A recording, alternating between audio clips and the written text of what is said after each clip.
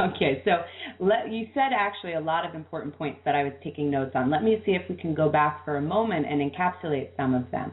Because some of the concepts you said, I could already imagine might invoke some anxiety or aversion in people, and I'll explain. One of them being that we actually always make a choice. I know from personal experience and from working with clients that accountability can be a little bit nerve-wracking. We prefer sometimes to believe that we're victims of circumstances. It's easier. Then you mentioned the words discipline and planning. And again, I know that for some women, those concepts can feel so overwhelming that they can tune out and push them off. But I believe that what you then said about eating needs to be a priority might help people find the strength and the willingness to take some of these proactive steps. So can you explain a little more to our guests why eating is actually so essential to nourishing ourselves and so that we don't feel neglected? Sure. Yeah, for me, much of what you said when you made that quote from the book, that it is all a reflection of what's going on. And so for some people, when we have either a connection to food or a disconnect from food, it's a nice way to look at other areas of our life. Mm-hmm. And I think when we look at the choices that we make, and I don't mean it as a place of blaming or making anyone feel intimidated, because I think there's a possibility to make a choice wherever you are.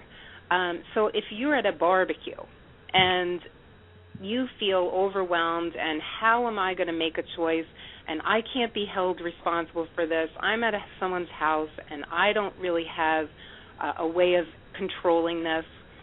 Well, the way that I ask people to eat in the combinations of eating is very balanced. And so if someone had a hamburger with a slice of tomato and the bun, they've actually done what I would want them to do. It's not ideal, but it's possible. And that's why I'm choosing that.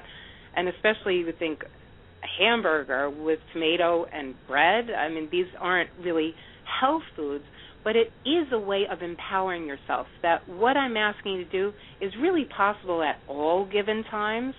Now, that's one extreme. Where I'm posing of the planning is that if you provide yourself with a nice list to choose from, I also think that that's empowering. I think that when you are able to stand in the grocery store and make a plan for your week, it may take a couple of minutes there. It may feel a little intimidating to sit down and make a list, but you will be saving yourself a lot of time in the long run, because now you don't have to think about what you're going to eat Monday night for dinner. You don't have to think about what you're going to eat Tuesday morning for breakfast. So within this shift of maybe planning and scheduling things out, I feel that you will feel empowered by sitting down and preparing and planning for yourself. You would plan for a good vacation. You'd probably plan if someone asked you to be on a talk show. You do some planning, right? So you're always doing this planning for other areas of your life, and this is a way to empower ourselves.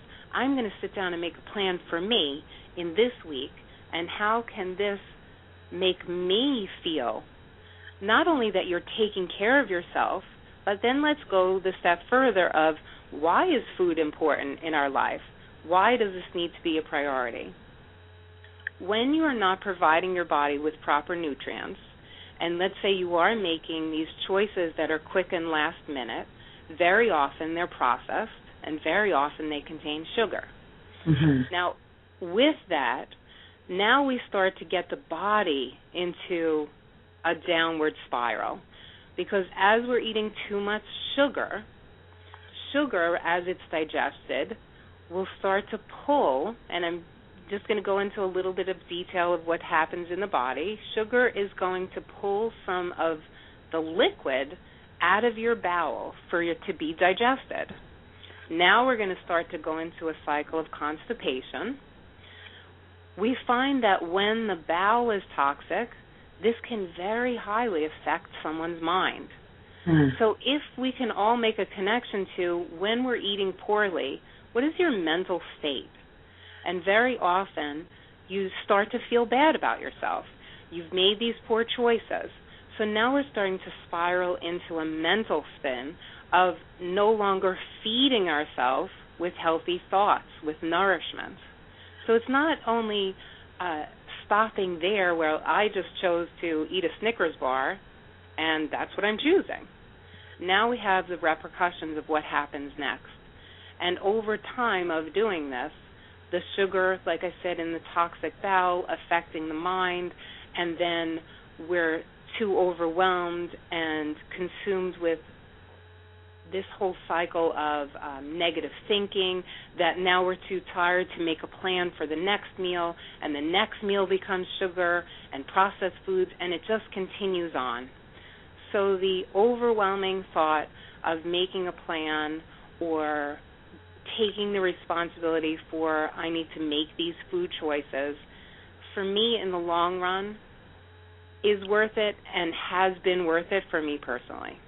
Now, I have to agree with you, Dreama, because I know from my own personal experience that sugar particularly has a way of spiraling me into so many negative thought tracks. And I've watched this over years. I tried to deny it. I put sugar back in. I thought maybe I'm over it. And truthfully, I'm 2 days later always spinning out. And in working with Chinese medicine clients and coaching clients, I've seen the exact same thing. But what does this mean for listeners? Does this mean that you never can sit down and enjoy a delicious bowl of chocolate ice cream? How do they then make appropriate choices to nourish themselves really on all those levels, your body, mind, and spirit? Okay, great. So, again, going back to the yoga of eating, we're talking about probably a wide variety of people out there listening. And so we may have the person who really feels pretty bad, and they know that their digestion is off. And so when I mention that about the sugar, they might be thinking, well, that's funny. I'm kind of lean toward constipation. And they might be thinking, well, does this mean no sugar for me? And so what I would say is, going back to what I said in the first statement about the yoga of eating, there's a temporary period for that person that you actually might need to be a little bit more disciplined. And you might need to make these choices for 2, 3, 4 week period. I don't know the answer for each person, but I would start with 2 weeks. I would start with a 2-week period of really minimizing the sugar and seeing what that effect has on that person who is already not feeling well.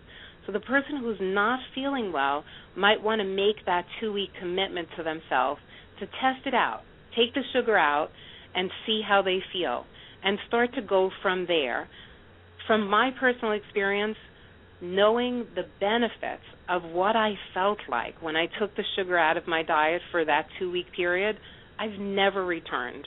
And knowing me, I mean, sometimes it's hard to admit to how much sugar I was actually consuming, but there were times that I was drinking a 6-pack of soda a day, and I was eating chocolate chip pancakes for breakfast, and it was, I know.